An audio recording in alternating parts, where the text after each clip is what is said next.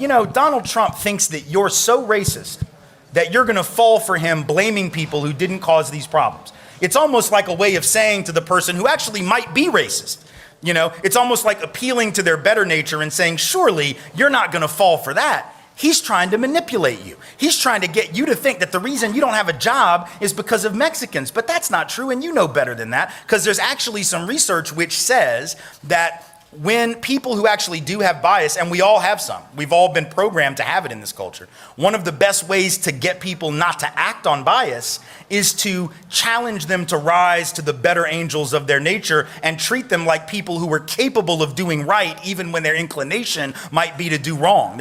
This particular moment, this particular man, this particular administration any more credit for creating this problem than he deserves, because this thing has been around since long before Donald Trump.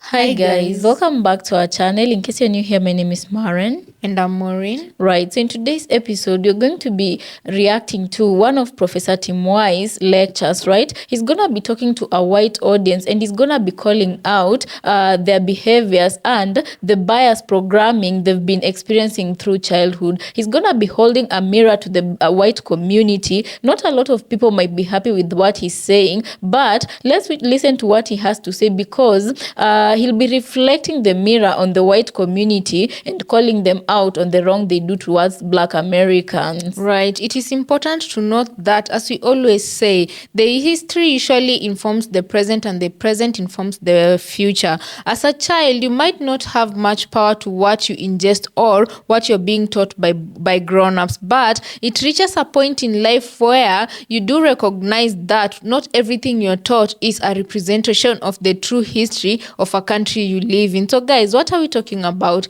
Let's watch what we prepared for you today, and then we come back and talk about it. You can also consider subscribing if you're new to our channel. Let's watch and then we come back. This particular moment, this particular man, this particular administration any more credit for creating this problem than he deserves, because this thing has been around since long before Donald Trump. This thing has been around long before Trumpism, right? We can't give all the credit there. It's not like Donald Trump thought up some new stuff. Right? It's not like Donald Trump created the problem. This is a problem that goes back to the founding of our country. So we'll get to that. But I want to start somewhere else. If you don't understand, for instance, the history, the predicate, what came before, when it comes to the subject of law enforcement misconduct in Black and brown communities, for instance, right?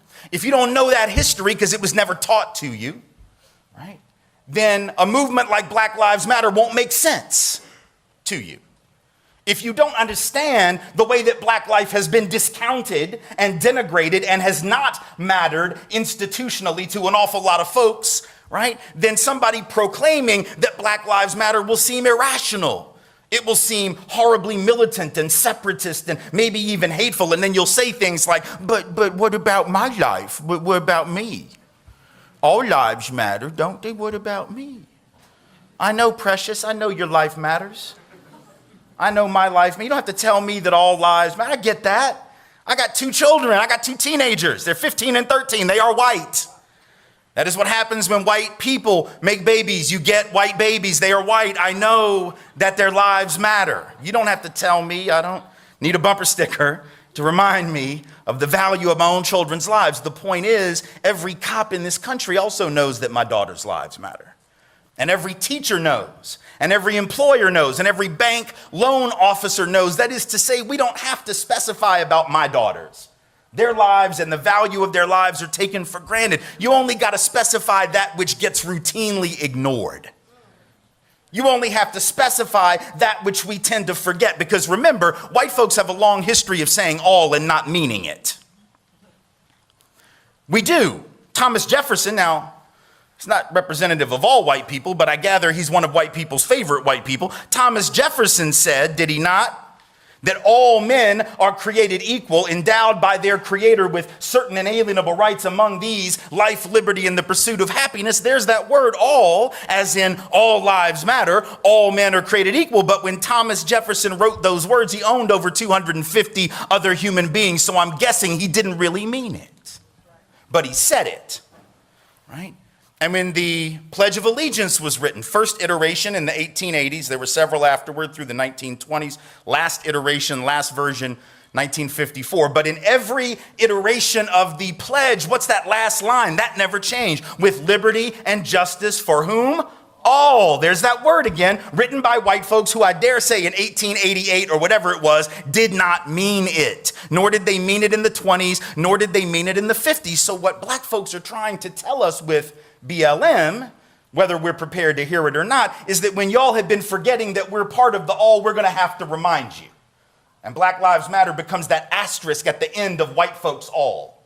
As in, yeah, y'all need to be reminded from time to time that you've been forgetting some folks. Now, we can certainly make the argument that we got to be clear that indigenous lives matter and Latinx lives matter and Asian Pacific Islander lives matter, because those are too often discounted as well. But trust me when I tell you that in this country, when black lives finally do matter, at the institutional and systemic level, all of our lives will, and not one moment before that, see? But if you don't know the history of misconduct, nothing I said will make sense to you. Because for a lot of white folks, we have grown up in a society where the police really were the protectors. We just had a different relationship to law enforcement than a lot of people of color have. This isn't about bad cops, good cops, by the way. It's not about, oh, all police are terrible, all police are racist, all police are brutal. It's not about people, it's about systems, right? And law enforcement as a culture has a history of abuse, and every Angelino who is black and brown knows that. Everyone in this greater area who is black and brown knows that. Everybody's been in Pasadena long enough knows that, right? Black folks, for instance, know that modern policing traces directly to slave patrols. That's the first iteration of policing in this country, right?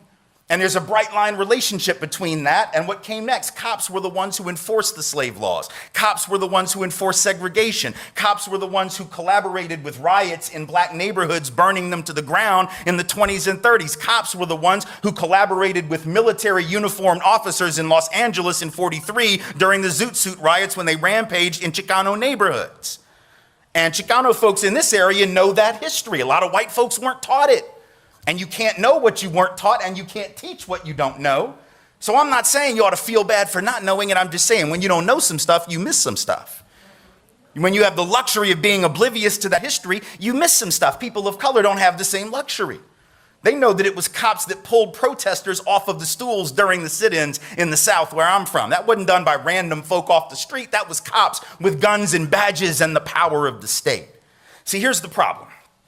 Whether you're a good person or a bad person and you become a police officer, I think most people who become cops, most people who become teachers, most people who become whatever they become are good people. I think most people are good folks, just in general. I think most people don't wake up wanting to hurt other people, but here's the problem.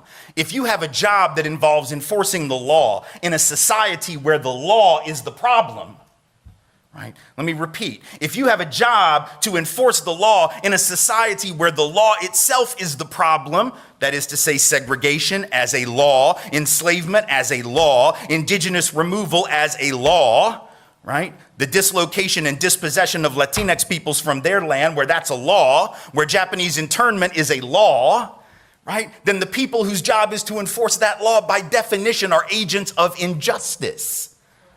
That's not about hating police. That's just obvious, right?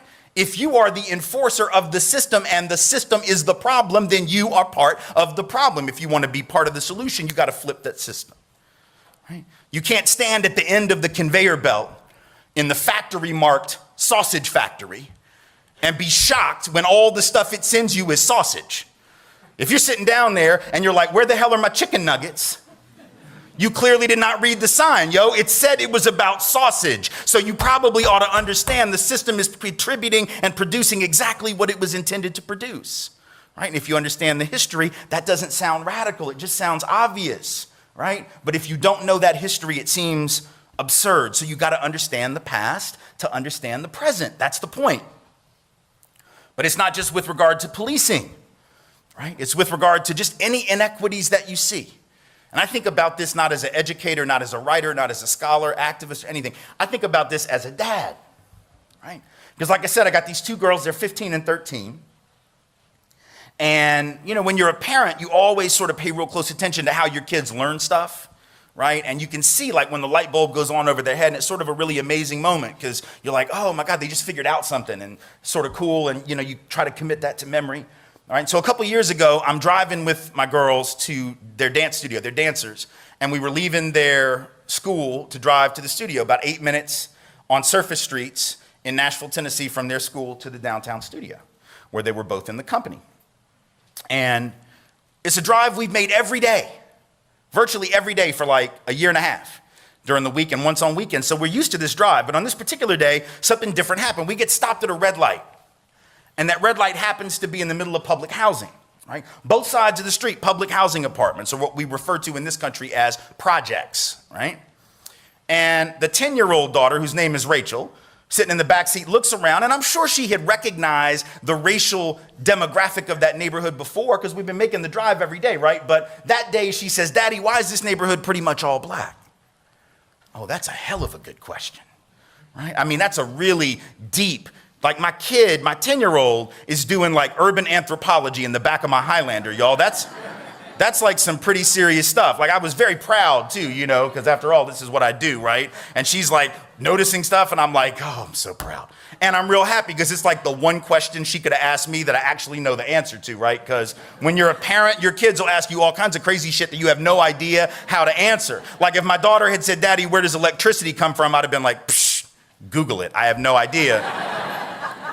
I didn't pay attention in that class. But the one about how this neighborhood got black, I know that.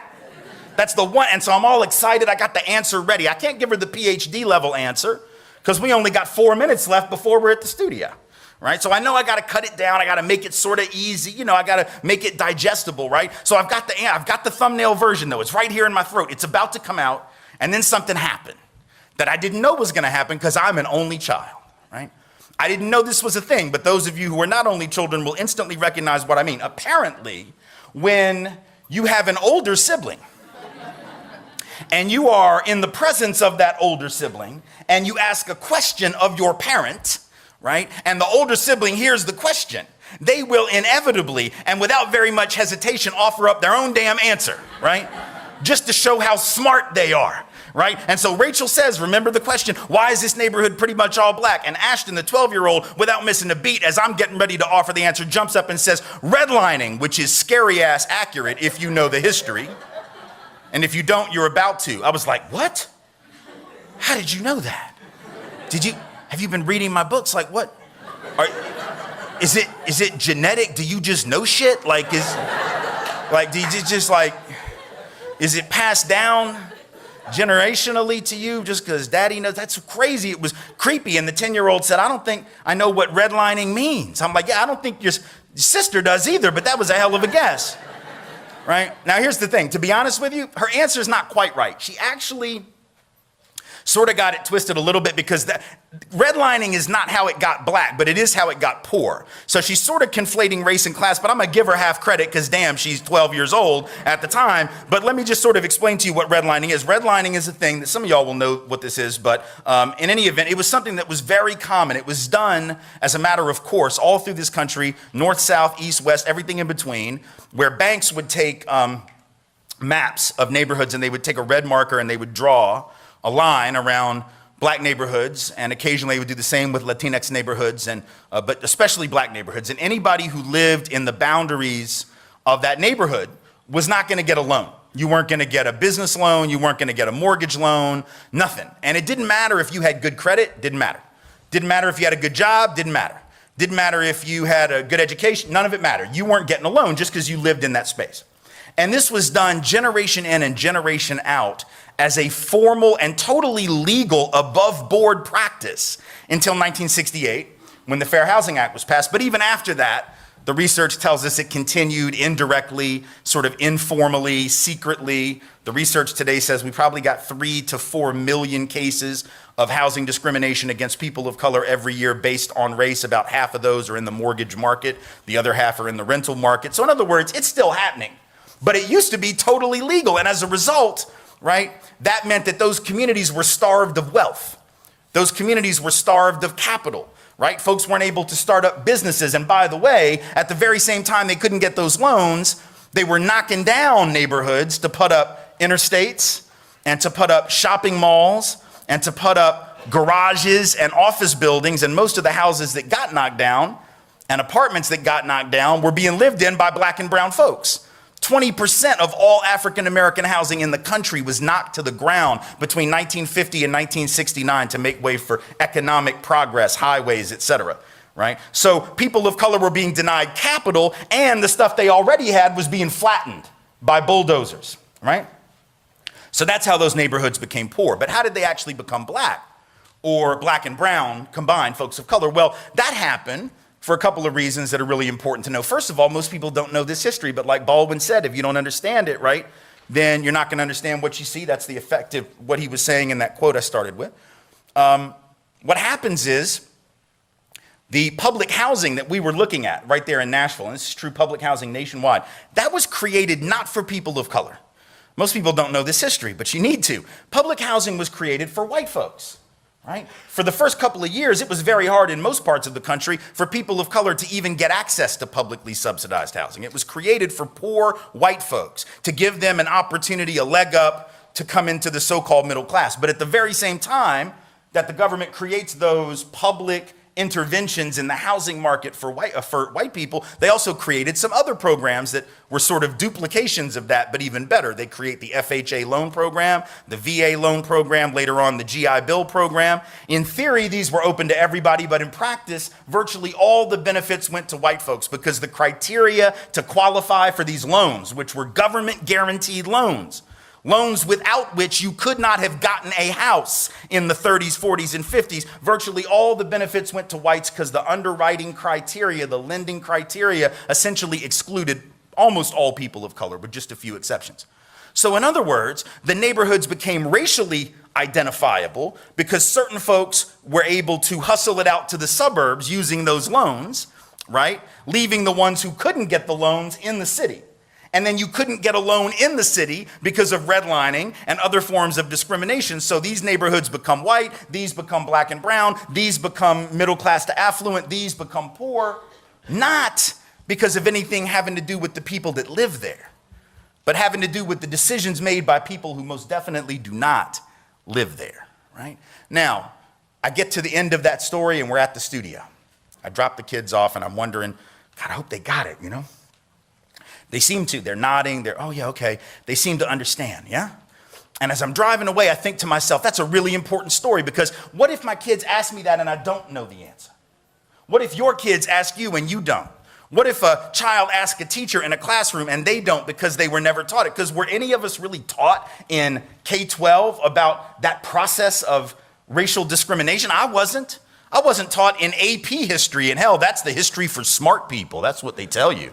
That's the history where you can supposedly handle anything. Apparently not that, though. You can't handle that. So they don't tell you that, right? And if I don't know the answer, do you think my kid stops wondering about the question? No, see, my 10-year-old who wanted to know why the neighborhood looked the way it did, right, is going to keep wondering. But if she asks and I'm like, oh, I don't know, she's going to keep wondering, what do you think her conclusion is going to be? Because she's going to come to her own conclusion. And you know what that conclusion is going to be. The only one it can be in this culture. It's the conclusion that this society has already handed her on a silver platter. What is it? You know, because it's the conclusion that comes from the fundamental guiding ideology of our country, the thing that we've all been taught, the thing that we've all been exposed to, the secular gospel of America, the creation myth of America, Genesis 1:1 of America. And you know what it is. The Genesis 1:1 of this country is what? Wherever you end up is all about you. Right? Because if you just worked hard, you'd have made it. If you didn't make it, there's something wrong with you. You should have worked harder. The notion of rugged individualism, right? That's the fundamental building block of our country. But if you're taught that, and then you look around and you see this level of inequality and you don't know the backstory of how we got that inequality, then you end up defaulting to the idea that these people are down here living like this because there's something wrong with them. And these people over here are up here living like this because they're superior. In other words, racism becomes almost rational unless you question that ideology. Just like sexism does, right? Because if you look around and you see men disproportionately on the hierarchy, right, and you see women disproportionately below them on that hierarchy, then it becomes almost logical for people, even women, to internalize a belief that they don't have the same capacity as men. Classism becomes rational where you look down even on poor white folks. You look down on poor white folks in coal country and Appalachia, and you go, well, if they would just work harder, everything would be fine. We don't have to do anything to the job market or the larger economy because they're to blame. In other words, if we don't understand how we got from point A to point B to point whatever we're at now, we end up making conclusions that are fundamentally going to reinforce racism, sexism, and classism. And here's the thing. Every one of us knows that that myth is a myth. We know it's not about simple, rugged individualism. We all know people, do we not, who have worked hard their whole lives, got nothing to show for it. And we all know people who were born on third base and think they hit a triple, right? Never had to work hard, right? And they'll never lose what they've got. I'm even told, now this may be a rumor, y'all tell me, but I was told, as hard as this may be to believe, that there are even people who inherited their father's real estate empire in the 1970s, got to take over his real estate portfolio in the 1970s when it was worth $227 million already, and turned it into a few billion and decides that makes him a self-made billionaire. Have y'all heard that story? I heard that story. I don't know who I'm talking about. I forget the name, but I feel like that's a thing, right? We know it's not about rugged individualism. It's about head starts, who had them and who didn't. It's about an 8-lap relay race where some folks started on lap 5, and some folks had to start at lap 1 and then were shocked when the ones with the 5-lap head start crossed the finish line first. That's what's supposed to happen when you have a 5-lap head start. Yes? Right? And so ultimately and look, the rugged, first of all, like even if you don't like my politics, can we just agree that there's no such thing as a rugged individual? That's like some crazy shit. Like really, truly crazy. Because what would that even entail? First of all, there's no such thing as an individual human being. Right? Because humans have always lived in collectives. We are a social being. We're a social species. None of us were raised by ourselves on an island by a porpoise. Right? We've had families, we've had tribes, we've had cultures, we've had nations, right? We've all been raised in a social context. None of us were raised by a porpoise on an island. If you ever actually meet someone who qualifies as a true rugged individual, for the love of God, you need to get the hell away from that thing. Because it's going to be dangerous as hell. It's going to be like a feral animal. It's not going to have language, right? It's not going to know that it's not supposed to eat you because nobody ever told it that, right? Because it was a rugged individual being raised by the porpoise on the island. They see you, they're like, I'm just going to eat you. They don't know. Rugged individuals will be dangerous. You don't want them running your country. You don't want them running your business. You don't want them as neighbors, right? The good news is there aren't any such people. We've all had help. We've all been raised in a social context. We have to understand that context in order to understand how we arrived at our current position and at our current place, right? And it's very dangerous for us not to do that, right? It's dangerous when we think about the policing thing again. I can tell you right now, the only reason I'm standing here. See, if I'm going to ask you to think about that, how you ended up from point A to point B, I got to do the same. So I'll model the behavior I'm asking about. Because once again, this is where privilege comes in. This is where we have to understand the context of our own lives. I'm only standing here because the war on drugs is not about drugs, right? Going back to that issue of policing. I'm only here because the war on drugs isn't really about the thing it pretends to be about. What do I mean by that? I think you know what I mean by that. And I can tell you what I'm about to tell you because the statute of limitations has expired on this shit and they can't touch me now. I'm being quite serious. Keep in mind now, the reason I know the war on drugs isn't about drugs, two things. One is all the data tells me. Centers for Disease Control, National Institutes on Drug Abuse, every study you choose to consult says what? White folks are just as likely, if not more likely, to use drugs, just as likely, if not more likely, to possess drugs, just as likely, if not more likely, to sell drugs, just as likely, if not more likely, than people of color to become addicted to them, right? So the rates of usage, possession, dealing, and addiction equal or greater, depending on the age group for whites, relative to people of color. That's one way that I know. The other way is the fact that I'm here. Because in April of 1988, I was headed back from a college debate tournament. I was at Tulane University in New Orleans. We went to a debate tournament in San Antonio, driving a rental car back, right? And I get stopped in Gonzales, Texas. I do not recommend this, by the way. I get stopped in Gonzales, going about 13 miles an hour over the limit. So I pull over. It's just me, my debate partner, another 2-person team, and the coach. And I'm nervous. And I'm nervous because I know what's in the car, other than debate evidence. I know that at that moment in the briefcase of my coach is the following: an ounce and a half of weed, an 8-ball of Coke, 12 sheets of acid. Yeah, Google it. And 14 hits of X. Now, not bragging, by the way, and I'm not encouraging this behavior. Yeah, I'm not.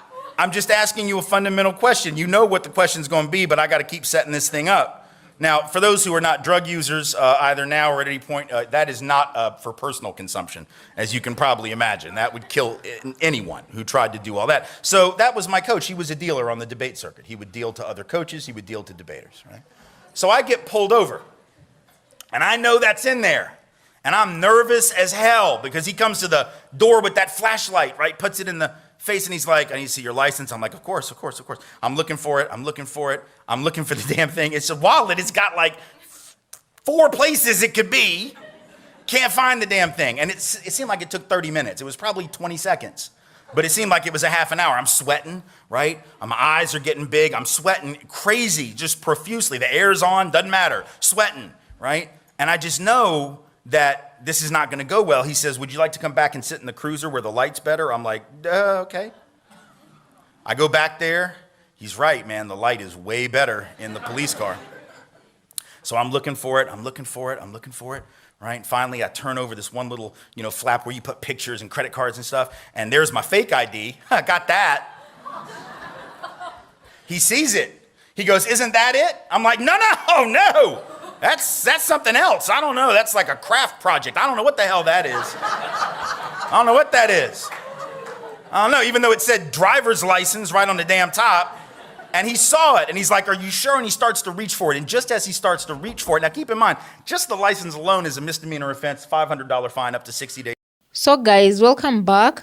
One of the important messages that I got from today's speech was that white America has the privilege of being oblivious because they have not been taught history. And because of this, they also tend to forget a lot of things that happen in the black community because they do not have the burden of living with it or living as black people in America.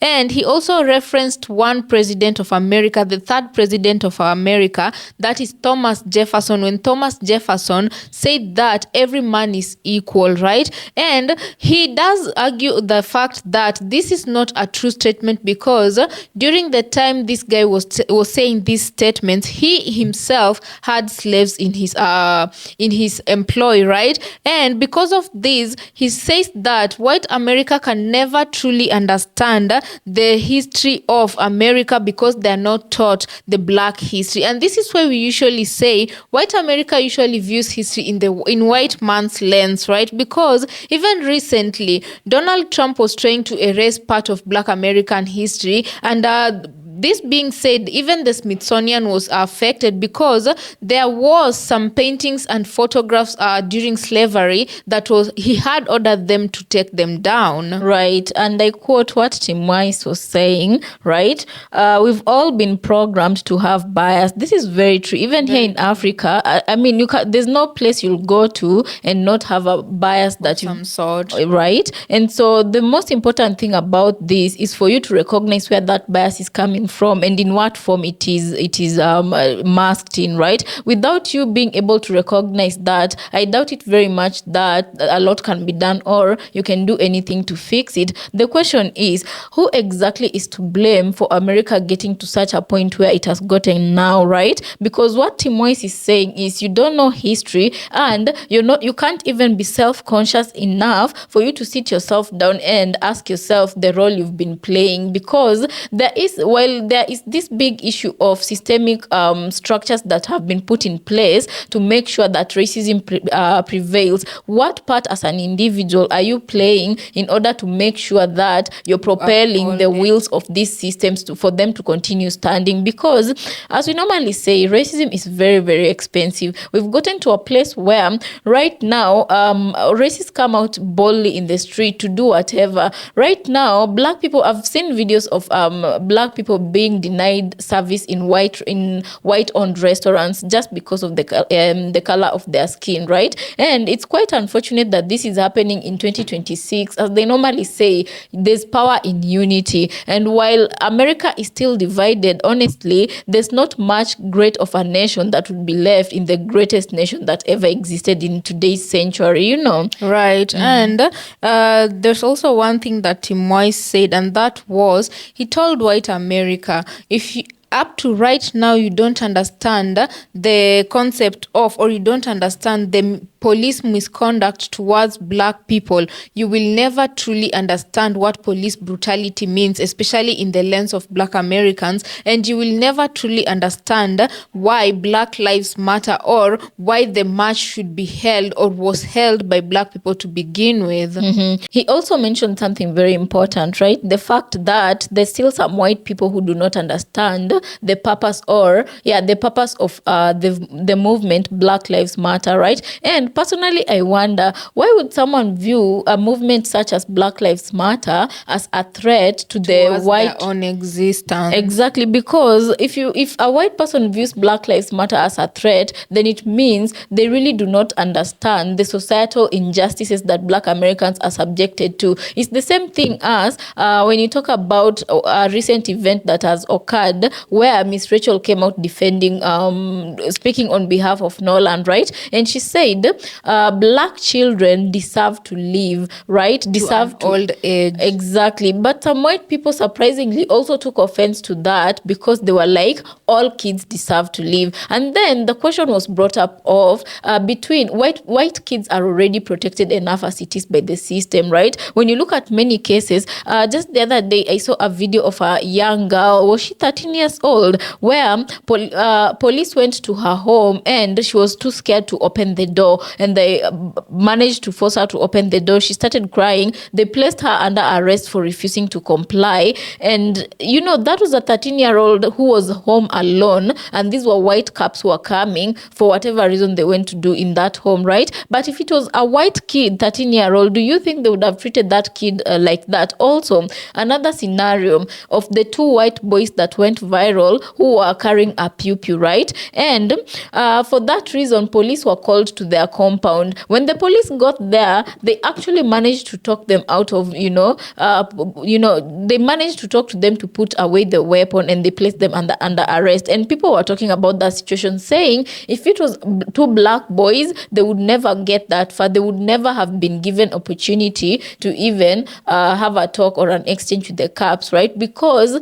white cops don't see black kids as kids. They somehow manage to treat them like adults, you know. And so I'm asking, what is the difference between the mind of a 13-year-old black kid and a 13-year-old white kid? At the end of the day, they're all children. The only thing that separates them, honestly, is the color of their skin, right? So it's quite surprising that people would take offense when an educator for kids like Miss Rachel would come out and say, you know, even black kids deserve to live to an old age, you know. And somehow people still take offense in that, and they're like, what you need to say instead is all kids matter. My question is, why do you not speak up for the black kids whose lives are taken randomly in the streets for absolutely no good reason? Why do you have to wait until you feel like your child is being left out, and already the system is protecting them enough, you know? So these are the kind of things that if the white community, it solely relies on you,